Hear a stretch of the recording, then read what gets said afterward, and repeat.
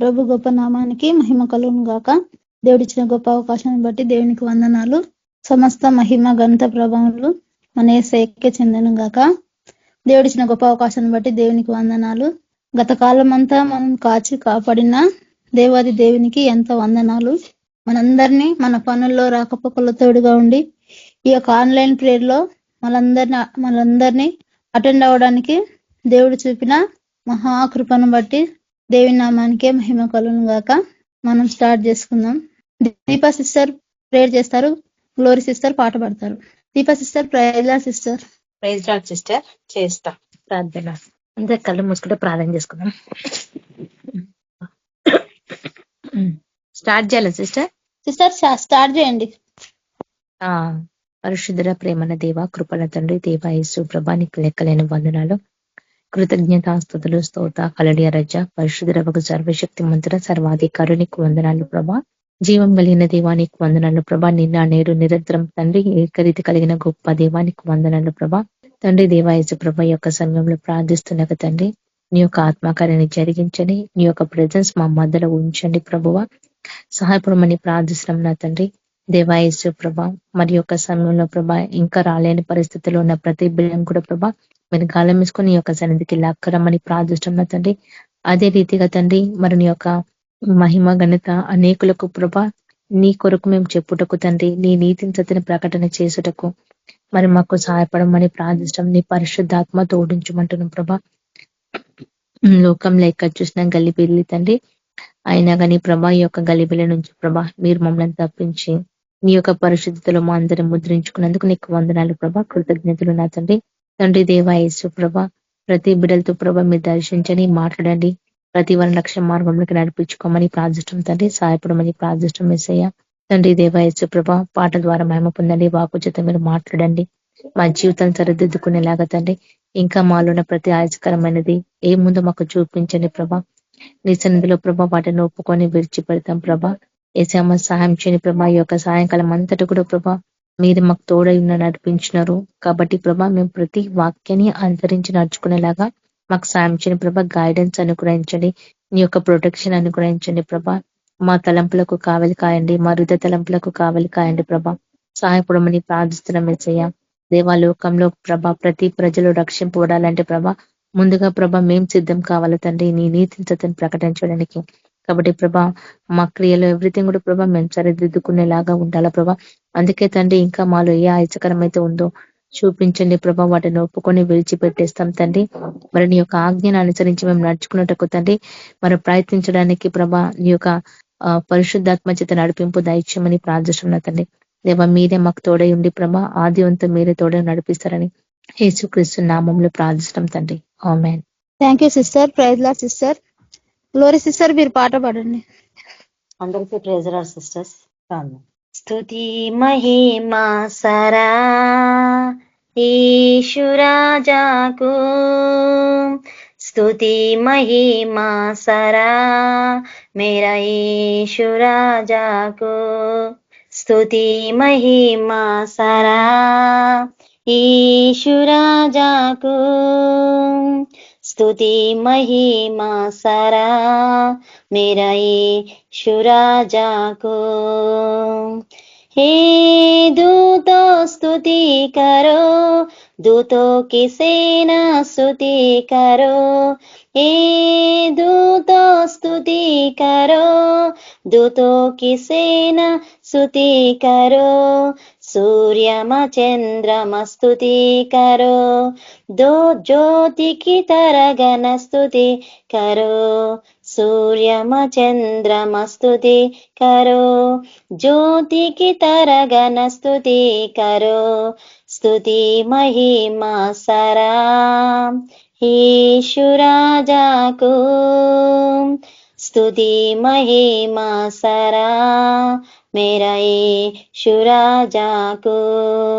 ऊंची आकाश स्तुति करो, आकाश मंडल भी स्तुति करो, ऊंची आकाश स्तुति करो, आकाश मंडल भी स्तुति करो, सागर की गहराई स्तुति करो, पृथ्वी की सृष्टि स्तुति करो, सागर की गहराई स्तुति करो, पृथ्वी की सृष्टि स्तुति करो, स्तुति महिमा सारा యేసు రాజాకు, స్తుతి మహిమా సారా మేరా యేసు రాజాకు. अग्नि बोलो स्तुति करो, ओहर बुबया भी स्तुति करो, अग्नि बोलो स्तुति करो, ओहर बुबया भी स्तुति करो, पहाड़ी कीलो स्तुति करो, पक्षियों पशुओं स्तुति करो, पहाड़ी कीलो स्तुति करो, पक्षियों पशुओं स्तुति करो, स्तुति महिमा सारा యేసు రాజాకు, స్తుతి महिमा सारा मेरा యేసు రాజాకు. जवान बूढ़ो स्तुति करो, छोटे बड़े भी स्तुति करो, जवान बूढ़ो स्तुति करो, छोटे बड़े भी स्तुति करो, बालक को आनंद से स्तुति करो, हम यीशु की सादा स्तुति करो, बालक को आनंद से स्तुति करो, हम यीशु की सादा स्तुति करो, स्तुति महिमा सारा యేసు రాజాకు, स्तुति महिमा सारा मेरा యేసు రాజాకు, स्तुति महिमा सारा యేసు రాజాకు, स्तुति महिमा सारा मेरा యేసు రాజాకు. హల్లెలూయా. Praise the Lord sister. Thank you sister. Thank you sister. Praise Lord sister. మన మధ్యలో శాంతమ్మ సిస్టర్ గారు వాక్యదానంలోకి నడిపిస్తారు. Sister praise Lord sister. Praise Lord sister. అందరికీ ప్రైజ్ లార్డ్. ప్రార్థన చేసుకొని వాక్యం స్టార్ట్ చేసుకున్నాం. మహాపరిశుద్ధుడా, మహోన్నతుడా, సర్వాధికారి అయిన దేవ, సర్వశక్తి గల దేవ, డికే వందనాలు. మహాగణుడవు, మహోన్నతుడవు, సర్వాధికారి తండ్రి, సర్వశక్తి గల దేవుడవు, పరిశుద్ధుడవు, పరిశుద్ధుడవు, పరిశుద్ధుడవు తండ్రి. నీ బంగారు పాదాలకు వందనాలు, స్తుతులు, స్తోత్రాలు నాయన. నీ రక్తం చేత ప్రభా మమ్మల్ని విమోచించినావు ప్రభా, నీకు వందనాలు తండ్రి. కృపగల యేసయ్య, జగత్పునాది వేయబడక మునిపే తండ్రి మమ్మల్ని ఎరిగిన దేవుడవు, పేరు పెట్టి పిలిచిన దేవుడవు ప్రభా, నీకే వందనాలు, స్తుతులు, స్తోత్రాలు నాయన. ప్రభా దినమంతా కూడా ప్రభా మమ్మల్ని కాచినందుకు నీకు వందనాలు. పరిశుద్ధాత్మ దేవా నీకే స్తుతులు, స్తోత్రాలు ప్రభా. మా జీవితాల్లో ఎన్నో మేలు ఉపకారాలు చేసి ఉన్నారు ప్రభా, నీకే కోట్లాది వందనాలు. పరిశుద్ధాత్మ నీకే స్తుతి, కృతజ్ఞతాస్తుతులు నాయన. ఇక ప్రభా ఆన్లైన్ ప్రార్థన దిగండి నాయన. మేము వాక్య ధ్యానంలోకి వెళ్తున్నాం నా ప్రభా, నువ్వే మాతో మాట్లాడండి. పరిశుద్ధుడా నీకే స్తుతి, స్తోత్రాలు నాయన. నా తలంపు, నా ఆలోచనలన్నీ కొట్టివేయండి ప్రభా. అయ్యా మీ తలంపు, మీ ఆలోచన, మీ చిత్తము ప్రభా మా ఎడల జరిగించండి. మీరే వాక్యం ద్వారా మాట్లాడండి తండ్రి. యేసయ్య ప్రతి ఒక్క హృదయాలు కూడా మాకు తెరవండి నాయన. పరిశుద్ధుడా నీకే వందనాలు తండ్రి. మీ ఆత్మ నడిపింపదయచేయమని ప్రార్థిస్తున్నా. మీరే ఉండి మాట్లాడమని నీ కృపగల హస్తానికి అప్పచెప్పుకుంటూ యేసయ్య పరిశుద్ధ నామమును ప్రార్థించి వేడుకుంటున్నాం తండ్రి. ఆమేన్. కీర్తనలు అంశం ఏంటంటే దేవుడు ఎవరిని దీవిస్తాడు, మనం ఎలా ఉంటే దేవుడు దీవిస్తాడని మనము అంశం మీద మనం వాక్యం చూసుకుంటున్నాము. కీర్తనలు 112వ కీర్తన 1వ అధ్యాయం నుంచి చదువుతున్నాను. యెహోవాను స్తుతించుడి, యెహోవా యందు భయభక్తులు గలవాడు ఆయన. యెహోవాను స్తుతించుడి, యెహోవా యందు భయభక్తులు గలవాడు ఆయన ఆజ్ఞలను బట్టి అధికముగా ఆనందించువాడు ధన్యుడు. వాని సంతతి వారు భూమి మీద బలవంతులగుదురు. ఇక్కడ అంటున్నాడు యెహోవాను స్తుతించుడి అంటున్నాడు. మనం దేవుణ్ణి స్తుతించాలంట. యెహోవా యందు భయభక్తులు గలవారు మళ్ళీ ఆయన ఆజ్ఞలను బట్టి మనము అధికముగా ఆనందించువాడు ధన్యుడు అంటున్నాడు. ఎందుకంటే మనం దేవుని ఆజ్ఞలను ఎప్పుడు అనుసరించి నడుచుకుంటామో అప్పుడే మనకు దీవెన వస్తుందంట. ఆయన యందు మనం ఎప్పుడు భయభక్తులు కలిగి చెడుతనం మనం ఎప్పుడు విడిచిపెడతామో అప్పుడే మనము ఆశీర్వదించబడతామంట. ఇంకా కింద అంటున్నాడు, ఆయన ఆజ్ఞలను బట్టి అధికముగా ఆనందించువాడు ధన్యుడు, వాని సంతతి వారు భూమి మీద బలవంతులగుదురు. అట్లా ఎవరైతే దేవునికి భయపడి జీవిస్తుండ్రో వాళ్ళ సంతతి, వాళ్ళ పిల్లలంతా కూడా బలవంతులుగా ఉంటారంట. వాళ్ళ సంతతి వారు భూమి మీద బలవంతులగుదురు, యథార్థవంతుల వంశపు వారు దీవింపబడుదురు. కలిమియు సంపదయు వాని ఇంట ఉండును, వారి నీతి నిత్యము నిలుచును. ఎప్పుడు యథార్థంగా ఉండే వాళ్ళు, యథార్థవంతుల వంశపు వారిని దేవుడు దీవిస్తాడంట. కలిమియు సంపదయు వారి ఇంట ఉండును, వాని నీతి నిత్యము నిలుచును. ఎవరైతే నీతిగా యథార్థంగా దేవునిలో పరిశుద్ధంగా ఆయన సన్నిధికి నిర్దోషంగా ఎవరు నడుచుకుంటున్నారో ప్రతి ఒక్కరిని కూడా దేవుడు కనిపెట్టి చూస్తా ఉన్నాడు. ఎవరు నీతిమంతులో, ఎవరు దేవునికి భయపడి జీవిస్తుండ్రో, ఎవరు భయపడకుండా, ఎవరు భయపడటం లేదు, ఎవరు నామకార్థంగా జీవిస్తుండ్రో ప్రతి ఒక్కరిని కూడా దేవుడు పరిశీలించి దేవుడుగా ఉన్నాడు. ఎవరైతే యథార్థంగా ఉంటున్నారో వాళ్ళ వంశాన్ని దేవుడు దీవిస్తాడంట. ఇక్కడ అబ్రహాంతో కూడా అంటాడు, అబ్రహామా నా సన్నిధిలో నడుచుచు నిందారహితుడవై ఉండమంటాడు. నీలో ఏ పాపం లేకుండా నిందారహితుడవై ఉండము, నీ బహుమానము అత్యధికమగును అంటాడు. అక్కడ అబ్రహాం కూడా యథార్థవంతుడుగా నీతివంతుడుగా ఉన్నాడు కాబట్టి ఆయన గుడారమును దేవుడు వర్ధిల్ల చేసిండు. యథార్థపు వంశపు వారు దీవిస్తారంట. వాళ్ళ ఇంట్లో ఏముంటదంట, సంపద ఉంటదంట, కలిమి ఉంటదంట. కలిమియు సంపదయు వాని ఇంట ఉండును, వాని నీతి నిత్యము నిలుచును. యథార్థవంతులకు చీకటిలో వెలుగు పుట్టును, వారు కటాక్షమును వాత్సల్యతయు నీతియు గలవారు. యథార్థవంతులకి చీకట్లో వెలుగు పుడుతుందంట. వాళ్ళు ఎంత కష్టం, యథార్థంగా దేవుళ్ళో మనం యథార్థంగా నీతిగా నడుచుకుంటుంటే మనకు కుటుంబంలో ఎన్ని కష్టాలు వచ్చినా, ఎన్ని శోధనలు వచ్చినా కూడా దేవుడు మనకు ఆ కష్టాలను తొలగించి దేవుడు మనకు వెలుగుగా ఉంటాడంట. యథార్థవంతులకు చీకటిలో వెలుగు పుట్టును, వారు కటాక్షమును వాత్సల్యతయు నీతియు గలవారు. ఎందుకంటే నీతిమంతుల సంతానం మీదకి ఆశీర్వాదం వచ్చునని అంటాడు. నీతిమంతుల నివాస స్థలమును నేను వర్ధిల్ల చేస్తానంటాడు. నీతిమంతుల నోరు జీవపు ఊట అంటాడు. దేవుని దృష్టి కూడా నీతిమంతుల మీద, కీర్తనలు 34లో అంటాడు, కీర్తన నీతిమంతులు ఆ యెహోవా కను దృష్టి నీతిమంతుల మీద ఉంటాడు ఉన్నది అంటాడు. ఆయన చెవులు వాళ్ళు చేసే ప్రార్థనల వైపు ఆయన చెవి యొగ్గి ఉన్నాడు అంటాడు. ఎప్పుడు మనం దేవుల్లో నీతిగా యథార్థంగా మనము నడుచుకుంటామో మనల్ని దేవుడు దీవిస్తాడంట. యథార్థపు వంశపు వారిని దేవుడు దీవించేవాడుగా ఉన్నాడంట. ఇంకా కింద అంటాడు,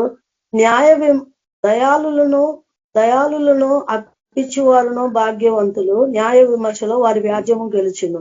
అట్టివారు ఎన్నడూను కదిలింపబడరు, నీతిమంతులు నిత్యము జ్ఞాపకములో ఉందురు, వాని హృదయము యెహోవాను ఆశ్రయించి స్థిరముగా ఉండునంట. వాళ్ళు న్యాయ విమర్శలో వాళ్ళ వ్యాజ్యము గెలుస్తుందంట. యథార్థవంతులు వాళ్ళ పట్ల దేవుడు వాళ్ళకు న్యాయం చేస్తాడంట. వాళ్ళు ఎప్పుడు కూడా కదిలింపబడరంట. నీతిమంతులు నిత్యము జ్ఞాపకంలో ఉందురు, వాని హృదయము యెహోవాను ఆశ్రయించి స్థిరముగా ఉండును. వాళ్ళు ఎప్పుడు దేవుని మీద, యథార్థవంతులు దేవుని నమ్ముకున్నారు కాబట్టి వాళ్ళు దేవుళ్ళ స్థిరత్వము, దేవుడు వాళ్ళకి యెహోవాను ఆశ్రయించి స్థిరముగా ఉంటారు. వాళ్ళ హృదయం ఎప్పుడు కూడా కలవరపడదంట, దేనికి బెదరంటాడా, దేనికి జడియరంట. లోకంలో ఎన్ని వార్తలైనా కూడా వాళ్ళ హృదయం దేవుని మీద స్థిరత్వం ఉంది కాబట్టి వాళ్ళు దేనికి కూడా జడియరంట, బెదరంట, నిత్యము స్థిరముగా ఉంటారంట. వాడు దుర్వార్తకు జడియడు, వాని మనసు స్థిరముగా ఉండును. తన శత్రువుల విషయమైన తన కోరిక నెరవేరు వరకు వాడు భయపడడు. తన శత్రువుల మీద కూడా విజయం పొందుతాడంట. ఎందుకంటే నీతిమంతుల పక్షంగా దేవుడు వ్యాజ్యమాడే దేవుడుగా ఉన్నాడు కాబట్టి తన శత్రువుల విషయమైన తన కోరిక నెరవేరు వరకు భయపడడు. ఇంకా కింద చూసుకుంటున్నాం 113వ కీర్తనల్లో యెహోవాను స్తుతించుడి, యెహోవా సేవకులారా ఆయనను స్తుతించుడి, యెహోవా నామమును స్తుతించుడి, ఇది మొదలుకొని ఎల్లకాలము యెహోవా నామము సన్నిధింపబడును గాక. సూర్యోదయము మొదలుకొని సూర్యాస్తయము వరకు యెహోవా నామము స్తుతి నందదగినది. ఆ దేవుని నామము స్తుతి నందదగినదంట. ఆయనను సూర్యోదయం మొదలుకొని సూర్యుడు అస్తమించే వరకు అన్ని టైంలో దేవుడు స్తుతి నందదగిన దేవుడుగా ఉన్నాడు. ఆయన గంభీరమైన దేవుడుగా ఉన్నాడు. గొప్ప కార్యాలు చేయగల దేవుడుగా ఉన్నాడు. ఆశ్చర్యకరుడుగా ఉన్నాడు. అద్భుతాలు చే దేవుడుగా ఉన్నాడు. స్వస్థపరిచే దేవుడుగా ఉన్నాడు. మన సమస్యలన్నీ తీర్చి దేవుడుగా ఉన్నాడు. కాబట్టి ఆయనను మనం ఎల్లప్పుడూ కూడా ఆయనకు స్తుతి చెల్లించేవారుగా మనము ఉండాలంట.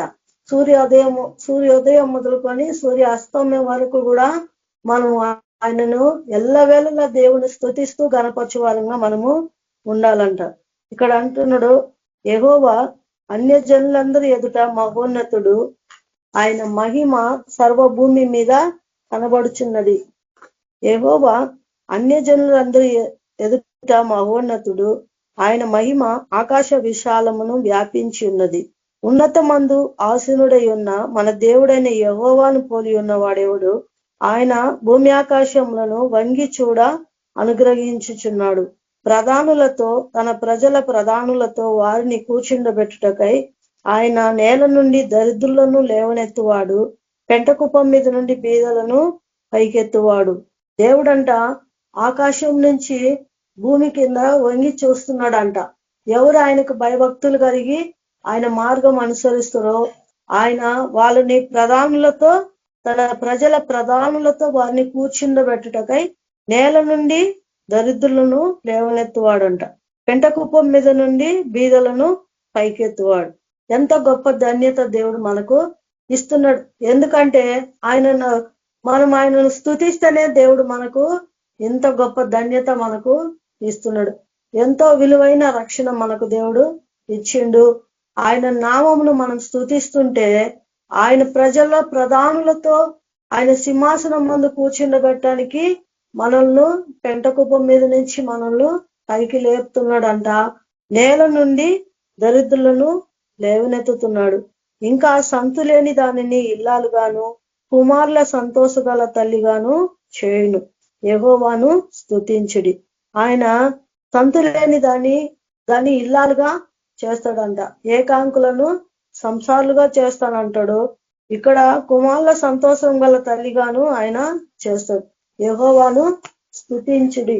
ఆయన మనము స్తుతిస్తే మనం ఆయనకి ఇచ్చేది ఏం లేదు, కానీ మనం స్తుతిస్తేనే ఆయన మన పట్ల ఎన్నో గొప్ప కార్యాలు చేయగల దేవుడుగా ఉన్నాడు. మన పక్షంగా యుద్ధం చేసే దేవుడుగా ఉన్నాడు. ఆయన మనల్ని పెంటకుప్పం మీద నుంచి కూడా మనల్ని పైకి లేవనెత్తిన దేవుడుగా ఉన్నాడు. ఇక్కడ అంటున్నాడు యోబు, అయితే మనము దేవుళ్ళు యథార్థంగా మనము ఉంటే వాళ్ళ నివాస స్థలమును దేవుడు వృద్ధిపరుస్తాడంట. వాళ్ళ నివాస స్థలమును దేవుడు ఆశీర్వదిస్తాడంట. యోబు గ్రంథము 11వ అధ్యాయము 13వ వచనంలో, నీవు నీ మనసును తిన్నగా నిలిపిన ఎడల, నీ చేతులు ఆయన వైపు చాపిన ఎడల, పాపము నీ చేతిలో ఉండుట చూచి నీవు దానిని విడిచిన ఎడల, నీ గుడారములో నుండి దుర్మార్గమును నీవు కొట్టివేసిన ఎడల, నిశ్చయముగా నిర్దోషివై నీవు సంతోషించెదవు, నిర్భయుడవై నీవు స్థిరపడి ఉందువు.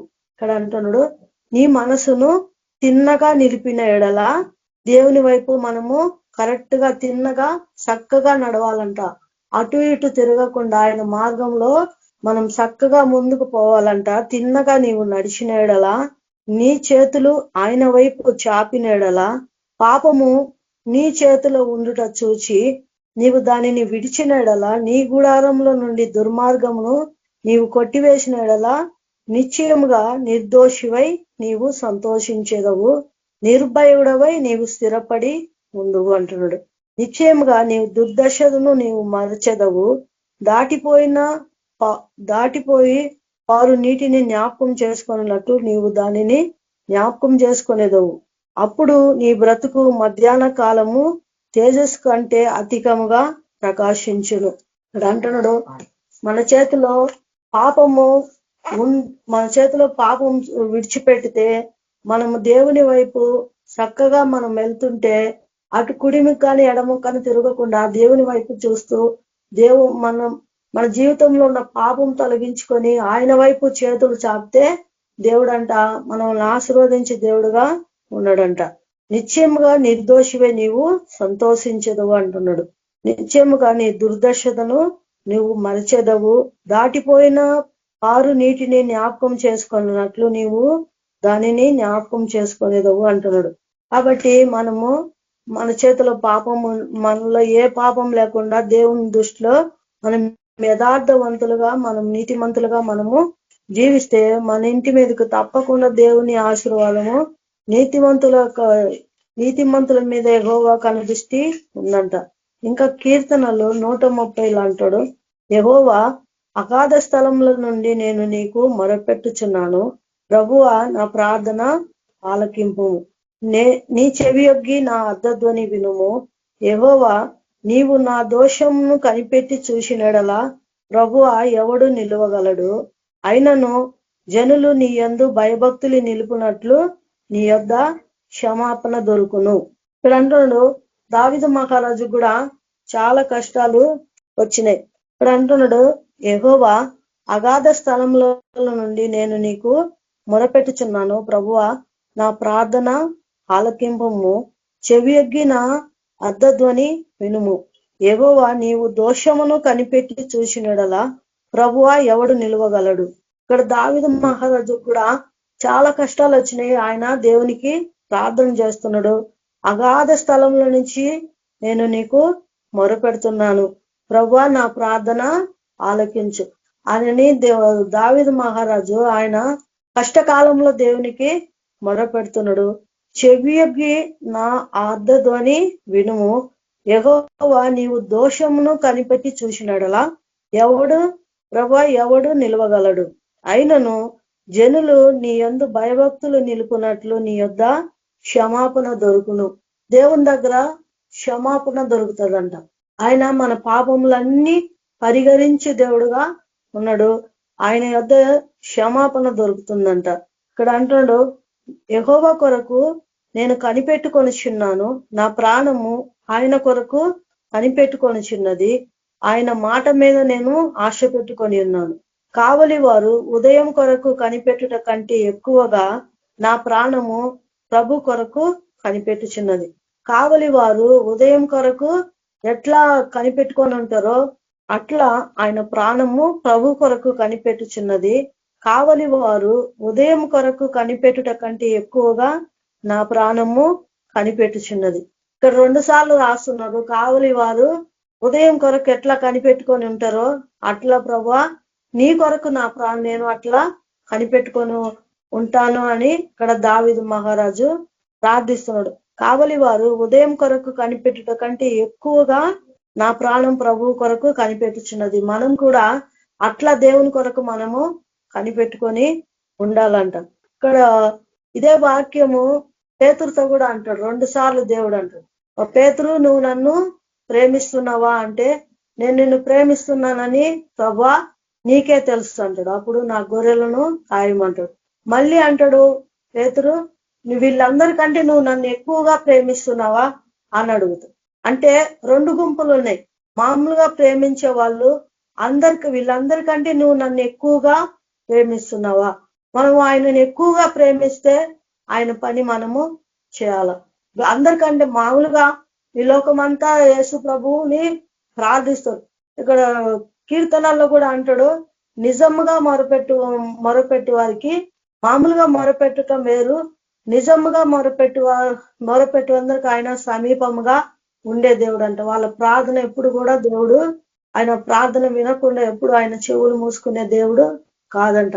నిజముగా మొరపెట్టు వారందరికీ ఆయన సమీపంగా ఉన్నాడు. ఇక్కడ అంటున్నాడు కావలి వారు ఉదయం కొరకు కనిపెట్టుట కంటే ఎక్కువగా నా ప్రాణము నీ కొరకు కనిపెట్టుకుంటుంది ప్రభు అని. అట్లా దేవుణ్ణి కూడా అట్లా దేవుని దగ్గర మనం కనిపెట్టుకొని ఉండాలంట. అందరికంటే పేతురుని అడుగుతాడు, నీ వీళ్ళందరికంటే నువ్వు నన్ను ఎక్కువగా ప్రేమిస్తున్నావు అంటే, అవును ప్రభువా నేను ప్రేమిస్తున్నానని నీకే తెలుసు అంటే, అప్పుడు నా గొర్రెలను ఖాయమంటాడు. అట్లా దేవుడు మనము ఆయన కొరకు అంతగా మనము కనిపెట్టుకోవాలని ఇక్కడ వాక్యంతో దేవుడు మనతో మాట్లాడుతుండవు. ఉదయం కావలి వారు ఉదయం కొరకు ఎట్లా కనిపెట్టుకుంటారు, దానికంటే ఎక్కువగా మనము ప్రభు కొరకు కనిపెట్టుకోవాలంట. దుప్పి నీటి వాగుల కొరకు ఎట్లా కనిపెట్టుకుందో అట్లా దేవుని కొరకు మనం కనిపెట్టుకోవాలంట. ఎందుకంటే మన ప్రతి అవసరత కూడా దేవుడు తీర్చగల దేవుడు అన్నంట. మనుషుల వల్ల గుర్రము ఏది కూడా మనకు అక్కరకు రాదంట, ఏది కూడా మన సమస్యలు తీర్చలేవు. కానీ యేసు ప్రభు గొప్ప కార్యాలు చేయగల దేవుడుగా ఉన్నాడు, లేనిది ఉన్నట్లుగా పిలిచగల దేవుడుగా ఉన్నాడు. ఎందుకంటే లాజరు చనిపోయి 4 దినాలైనా మా మరియాత కూడా అంటాడు, ప్రభా నువ్వు ఇక్కడ ఉంటే నా తమ్ముడు చావకుండా ఉండేవాడు కదా, నా సహోదరుడు చావకుండా ఉండేవాడు ప్రభా అంటే, మరియాత అంటాడు, మాత నువ్వు నమ్మితే దేవుని కార్యము చూస్తావు, నువ్వు విశ్వాసిస్తే దేవుని కార్యము చూస్తావు. ఆయన చనిపోయి 4 దినాలు అయినా కూడా దేవుడు లాజరును లేపిన దేవుడుగా మన దేవుడు ఉన్నాడు. ఆయనకు అసాధ్యమైంది ఏది లేదు. మన విశ్వాసమును చూస్తున్నాడు దేవుడు. వీళ్ళ హృదయంలో వీళ్ళు ఎంతగా నన్ను నమ్ముతున్నారు, ఎంతగా నా మీద ఆధారపడుతున్నారు, ఎంతగా నా కోసము కనిపెడుతున్నారని దేవుడు మన విశ్వాసం చూస్తున్నాడు. కాబట్టి ఆశపడ్డ ప్రాణమును దేవుడు తృప్తిపరచగల దేవుడుగా మనకు ఉన్నాడు. మొదటి ద్వితీయోపదేశకాండం 4వ అధ్యాయము 7వ వచనంలో, ఏలయనగా మనము ఆయనకు మొరపెట్టునప్పుడల్లా మన దేవుడని యెహోవా మనకు సమీపముగా ఉన్నట్లు మరి ఏ గొప్ప జనమునకు ఏ దేవుడు సమీపముగా ఉన్నాడు. ఏలయనగా మనము ఆయనకు మొరపెట్టినప్పుడల్లా మన దేవుడైన యెహోవా మనకు సమీపంగా ఉన్నట్లు ఏ జనమునకు ఏ దేవుడు సమీపంగా ఉన్నాడు. ఏ జనాలు లోకంలో జనాలు మొరపెడుతుండ్రు కానీ వాళ్ళు మొరలు తీర్చే వాళ్ళు లేరు. కాబట్టి మనం ఆయనకు మొరపెట్టినప్పుడల్లా మన ప్రార్థన ఆలకించే దేవుడుగా ఆయన ఉన్నాడంట. ఏ జనమునకు అంటున్నాడు, ఏలైనగా మనము ఆయనకు మొరపెట్టినప్పుడల్లా మన దేవుడని యెహోవా మనకు సమీపంగా ఉన్నట్లు ఏ జనమునకు ఏ దేవుడు సమీపంగా ఉన్నాడు అంటాడు. మనం ఎప్పుడు ఏది కావాలని మనం దేవునికి మొరపెడుతుంటే దేవుడు మనకు సమీపంగా ఉండి మనకు ఉత్తరం ఇచ్చే దేవుడుగా మనకు ఉన్నాడు. మరియు నేను మీకు ఆజ్ఞాపించుచున్న ఈ ధర్మశాస్త్రం అంతటిలో ఉన్న కట్టడలను నీతి నిధులు గల గొప్ప జనమేది. దేవుడు మనకు గొప్ప న్యాయ విధులను ఇచ్చిండు. ఆయన తన స్వకీయ జనముగా చేసిండు. జనములలో నుంచి ప్రత్యేకంగా ప్రత్యేకపరుచుకున్నాడు. ఆయనకు సొంత ప్రజలుగా ఆయన స్వకీయ జనముగా మనల్ని ఏర్పరచుకున్నాడు. మనకు కట్టడలను న్యాయ విధులను మనకు ఇచ్చిండంట. ఆయన ధర్మశాస్త్రము మనకు దేవుడు ఇచ్చిండు. ఆయన కట్టడలు ఆయన ఆజ్ఞలు మనము గైకొని నడుచుకుంటే మనల్ని దేవుడు ఎంతో ఆశీర్వదించి దేవుడుగా మనకు ఉన్నాడంట. ఇంత గొప్ప న్యాయ విధులు గల ధర్మశాస్త్రం గల జనము ఎక్కడుంది అని అంటున్నాడు. ఎక్కడ చూసినా పాపమే ఉంది, కానీ ఆయన న్యాయ విధులు గల జనాలు, ఆయన న్యాయ విధులు గల గొప్ప జనమేది. దేవుడు మనకు గొప్ప న్యాయ విధులు ఇచ్చిండంట. గొప్పవారిగా మనల్ని చేసినాడు. లోకంలో చూస్తుంటే అంతా ఎవరు కూడా ఎట్లా పడితే అట్లా జీవిస్తున్నారు.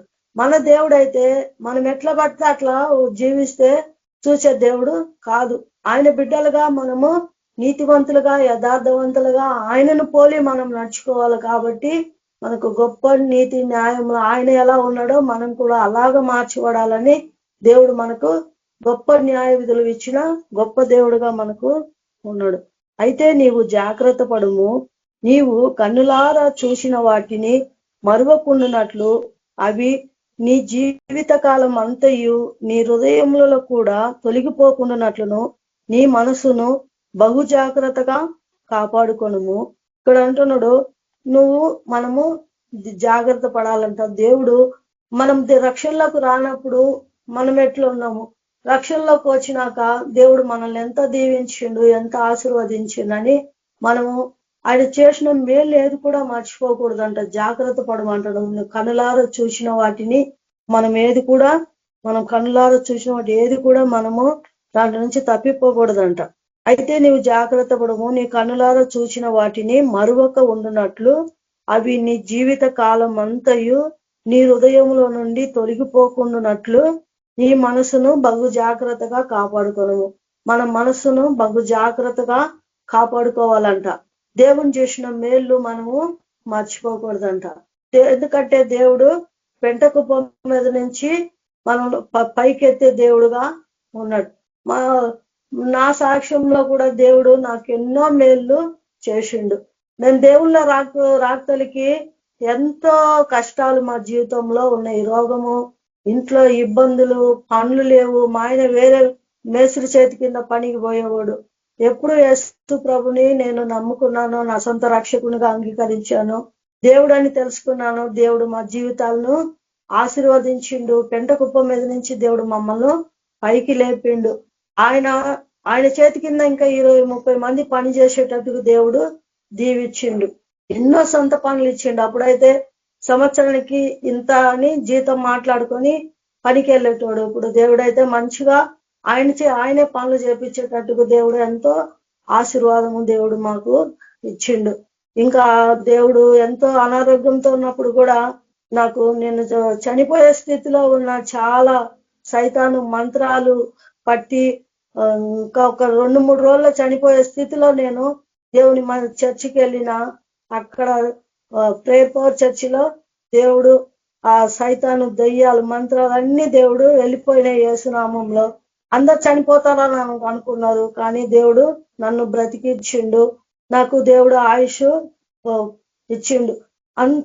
ఎంతో భయంకరమైన స్థితిలో నుంచి దేవుడు నన్ను విమోచించిండు. మనందరి జీవితాల్లో కూడా దేవుడు ఎంతో గొప్ప మేలు చేసిండు. కాబట్టి మనము దేవుడు చేసిన మేలు మరవకుండా మనము జాగ్రత్త పడమంటున్నాడు.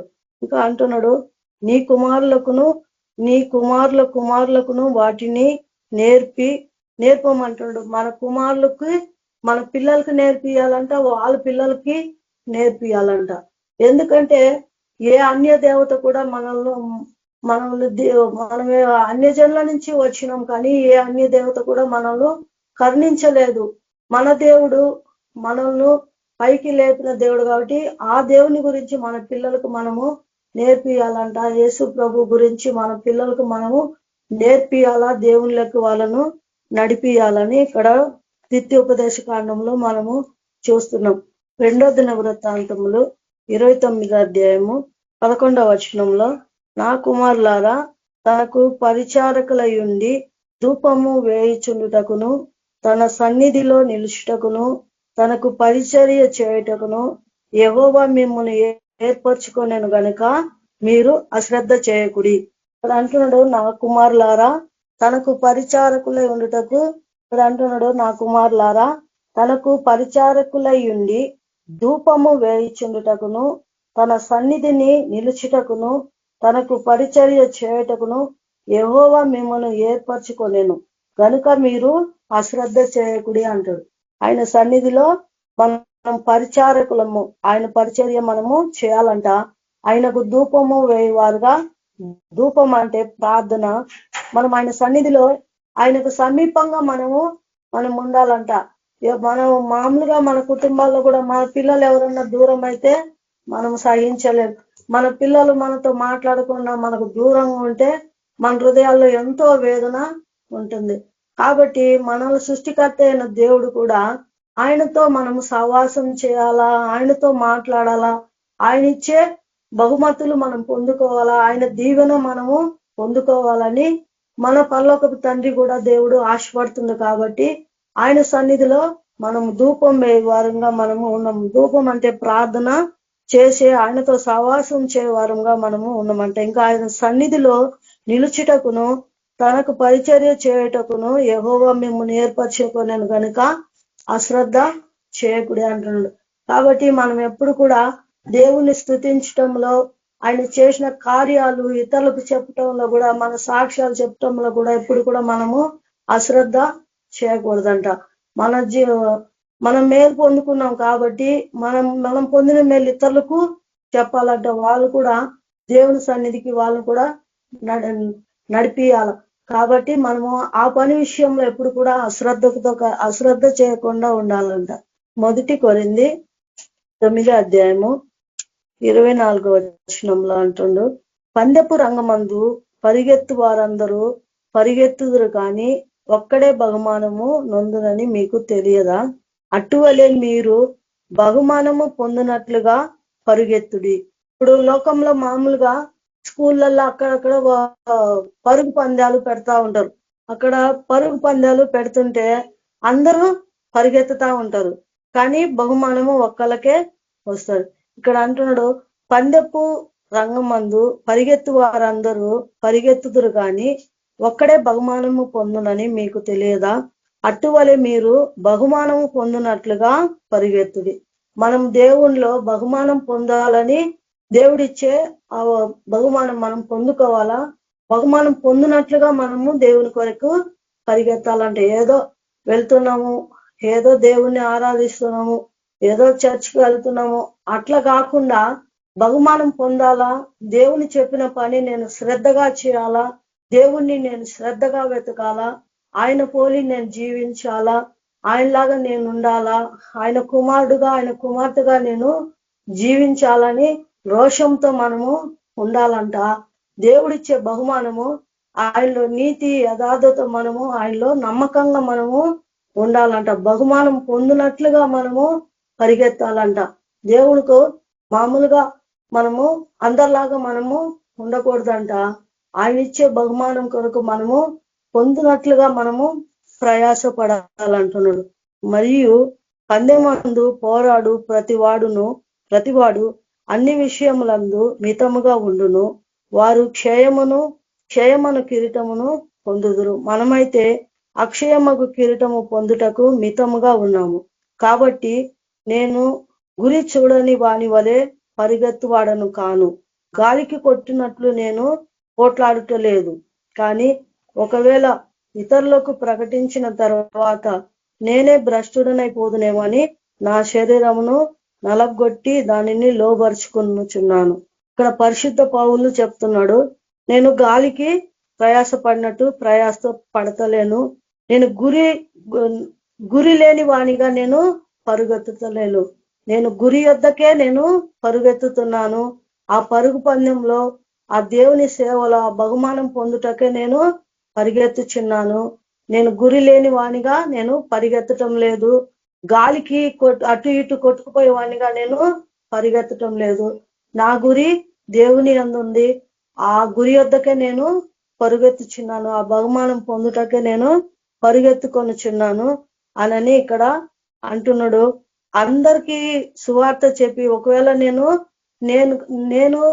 భ్రష్టుడనై పోదునేమో అంటే నాలో గర్వము అతిశయము, నేను ఎక్కడ తప్పిపోతానని చెప్పి ఆయన ఎక్కడ తప్పిపోతానని చెప్పి ఆయన శరీరమును అలగొట్టుకొనిచున్నాడు పరిశుద్ధ పౌలు. మనం కూడా గాలికి ప్రయాసపడినట్లు మనం ప్రయాసపడకూడదంట, బహుమానం పొందినట్లుగా మనము ప్రయాసపడాలంట, గురి వద్దకే మనము పరిగెత్తుకోవాలంట. కాబట్టి మనం దేవుణ్ణిలో మనము లోతుగా వేరుపారిన వారుగా మనము ఉండాలంట, మన శరీరాన్ని మనము నలగొట్టుకోవాలంటున్నాడు. ఇక్కడ ఇర్మియా గ్రంథం ఇర్మియా 17వ అధ్యాయము 7వ వచనంలో, యెహోవాను నమ్ముకొని వాడు ధన్యుడు, యెహోవా వానికి ఆశ్రయముగా ఉండును, వాడు జలముల యొద్ద నాటబడిన చెట్టు వలె ఉండును, అది కాలవుల ఓరును, దాని వేళ్ళు తన్నును, వేట కలిగినను దానికి భయపడదు, దాని ఆకు పచ్చగా నుండును, వర్షం లేని సంవత్సరమున చింత నందదు, కాపు మానదు. ఇక్కడ అంటున్నాడు పైన 5వ అధ్యాయంలో, యెహోవా ఇలాగ సెలవిచ్చుచున్నాడు, నరులను ఆశ్రయించి శరీరులను తనకు ఆధారంగా చేసుకొనుచు తన హృదయము యెహోవా మీద నుండి తొలగించుకొని వాడు శాపగ్రస్తుడు. ఇక్కడ అంటున్నాడు యెహోవా ఇలాగా సెలవిచ్చున్నాడు, నరులను ఆశ్రయించి శరీరులను తనకు ఆధారముగా చేసుకొనుచు తన హృదయమును యెహోవా మీద నుండి తొలగించుకొని వాడు శాపగ్రస్తుడంట. మనం ఏ మనుషుల మీద మనము ఆధారపడి మనుషులు ఆలోచన చొప్పున మనము నడవకూడదంట. ఏ శరీరం కూడా మనము ఆధారం చేసుకోనకుండా దేవుని మీద మనము ఆధారపడి జీవించాలంట. అట్లా జీవించకుండా మనుషులను ఆధారం చేసుకొని తమ హృదయమును దేవుని మీద నుండి తొలగించుకొని వాడు శాపగ్రస్తుడు అంటున్నాడు. దేవుణ్ణి ఆశ్రయించకుండా మనుషులను ఆశ్రయిస్తే వాళ్ళకి శాపం వస్తుంది అంటున్నాడు. వాడు ఎడారిలోని అరుగా వృక్షం వలె ఉండును, మేలు వచ్చినప్పుడు అది వానికి కనబడదు. వాడు అడవిలో కాలిన నేల యందు నిర్జీవమైన సవిటి భూమి యందును నివసించును. మనుషులను ఆధారం చేసుకునే వాళ్ళు ఎట్లా ఉంటారంటే ఎడారిలో ఉన్నట్టు ఉంటారంట.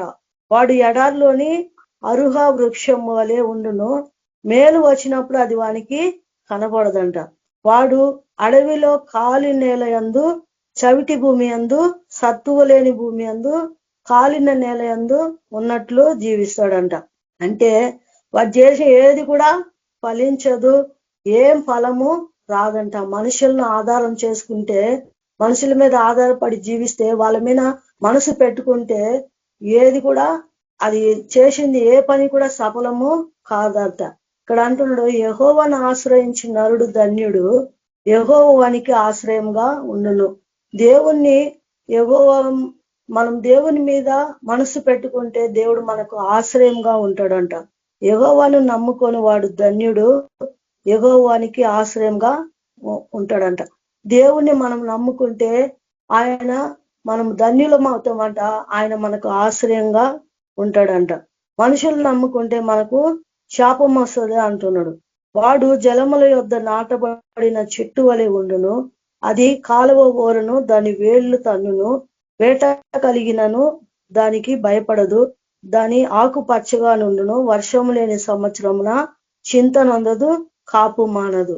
ఒకవేళ ఒక పెద్ద చిన్న చెట్లు చిన్న మొక్కలు అయితే వాటికి మనం నీళ్లు పోస్తాం. పెద్ద చెట్లుకి ఎవరు నీళ్లు పోయాల్సిన అవసరం లేదు. ఎందుకంటే అవి దాని వేళ్ళు ఎక్కడ నీళ్లు ఉన్నాయో అక్కడ నీటి కాలువకి వేరు చాలా లోతుగా వెళ్ళిపోతాయి. ఆ నీళ్లు ఎక్కడ నీళ్లు ఉన్నాయో అక్కడికి ఆ వేర్లన్నీ లోతుగా ఇవి పాతుకుపోతాయి. ఆ నీళ్లు తీసుకొని ఆ చెట్లు పచ్చగా ఉంటాయి. అది ఎంత గాలి వాన వచ్చినా కూడా దాని వేరు లోతుగా ఉంది కాబట్టి ఆ చెట్టు పడదంట. అట్లానే దేవుడు ఆయనలో మనము ఆయన దగ్గర నుంచి మనం జీవము పొందుకోవాలంట. ఆయన పరిశుద్ధాత్మ పొందుకొని మనము ఫలించాలంట. ఆయన పరిశుద్ధాత్మను మనము ఆయనలో క్రీస్తు యేసునందు మనం వేరుపారి మనలో ఆయన యందు మనం వేరుపారి ఉండాలంట. ఆయనలో మనము లోతైన అనుభవంలోకి మనము వెళ్ళాల. అప్పుడే దేవుళ్ళ నుంచి ఒక పరిశుద్ధాత్మను మనం పొందుకొని మనము ఆత్మ ఫలాలు ఫలిస్తాము. ఈ లోకంలో మనం పచ్చగా ఉంటామంట. ఆయన సాక్షులుగా మనము ఉంటాము.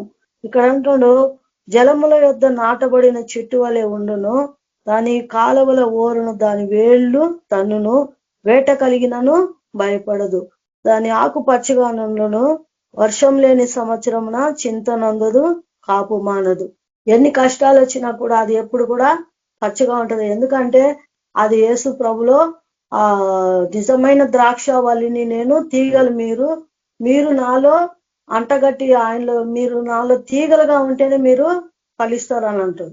నాలో నుంచి మీరు వేరుగా ఉండి మీరు ఏమీ చేయలేరు అంటాడు. మనం ఆయనలో అంటగట్టి పడి ఉంటేనే, ఆయనను అత్తుకొని ఉంటేనే మన కార్యాలన్నీ సఫలపరిచే దేవుడుగా ఉంటాడు. మనం ఆయన యొక్క ఆశీర్వాదాలు మనము పొందుకుంటామంట.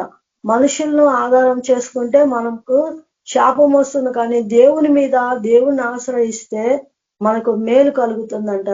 ఎవని మనసు నీ మీద ఆనుకొనునో వానిని నీవు పూర్ణ శాంతి గల వానిగా కాపాడుదువు అని అంటాడు. కాబట్టి దేవుని మీద ఎవరైతే ఆయన మనసు ఆనుకొని ఉంటారో, ఎవరైతే దేవుని మీద ఆశ పెట్టుకుంటారో ఆశను దేవుడు తృప్తిపరచగల దేవుడుగా ఉన్నాడు.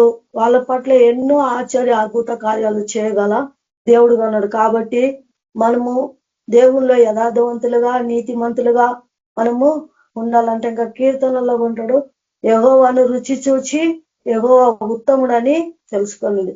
మనము దేవుణ్ణి రుచి చూడాలంటే ఆయనలో ఎక్కువ సమయము టైం పెడితేనే దేవుడు మనకు ఎలాంటి వాడు, ఆయన గుణాలు మనకు తెలుస్తాయి. ఆయన ఉత్తముడని రుచి చూచి తెలుసుకోమంటున్నాడు. పేతురు కూడా అంటాడు, అయ్యా రాత్రంతా మేము ప్రయాసపడ్డాము, మాకు ఒక్క చేప కూడా దొరకలేదంటే యేసుప్రభు అంటాడు, నీ నావును కొంచెం లోతుకు నడిపించు, అప్పుడు కుడి పక్క వల వేయమంటే విస్తారమైన చేపలు పడతారు. ఎప్పుడు యేసుప్రభు మాట యేసుప్రభు అంటాడు, నీ దోణెను కొంచెం లోపలకు కొంచెం లోతుకు నడిపించు అంటాడు. అప్పుడు పేతురు కొంచెం దోణె లోతుకు నడిపించినాక కుడి పక్క వల వేస్తే యేసుప్రభు మాట విని ఎప్పుడు వల వేసిండో అప్పుడు విస్తారమైన చేపలు పట్టిండ్రు. వాళ్ళు రాత్రి అంతా ప్రయాసపడిండ్రు కానీ వాళ్ళకి ఏమీ దొరకలేదు. కానీ యేసుప్రభు మాట విని ఎప్పుడు వల వేసిండ్రో అప్పుడు విస్తారమైన చేపలు పట్టిండ్రు. అలాగా దేవుని మాట మనము విని ఆయన ఆజ్ఞల ప్రకారం మనం నడుచుకుంటే బండ మీద కట్టిన ఇల్లు వలె మనము ఉంటామంట. దేవుడు మనకు ఆశ్రయంగా ఉంటాడంట. ఈ చిన్న వాక్యం దేవుడు దీవించిన గాక.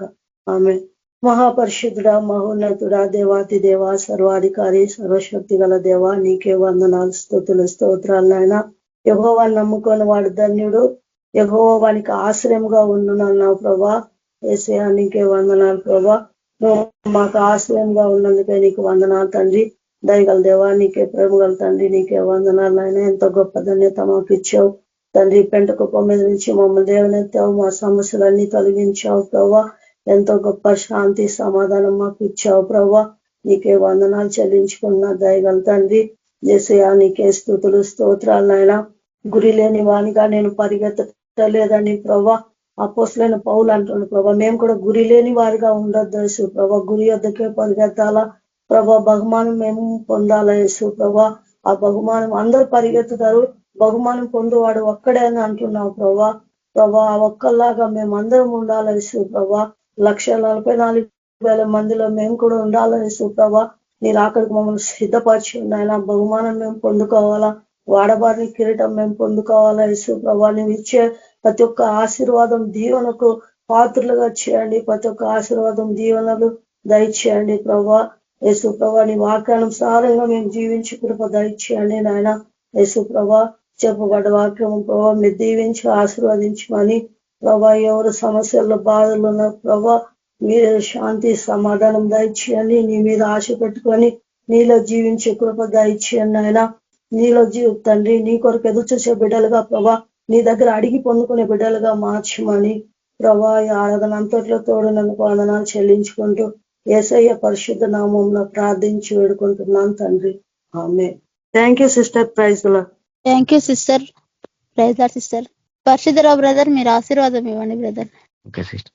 మన ప్రభువైన యేసుక్రీస్తు యొక్క కృప, కనికరము, ప్రేమ, సమాధానం, నడిపింపు చిరచిన మనందరికీ లోకంలోని సకల పరిశుద్ధులకి సదాకాలం తోడండి నడిపించునుగా. ఆమేన్. Praise Lord sister. అందరికీ praise Lord. Praise Lord brother. Praise lord.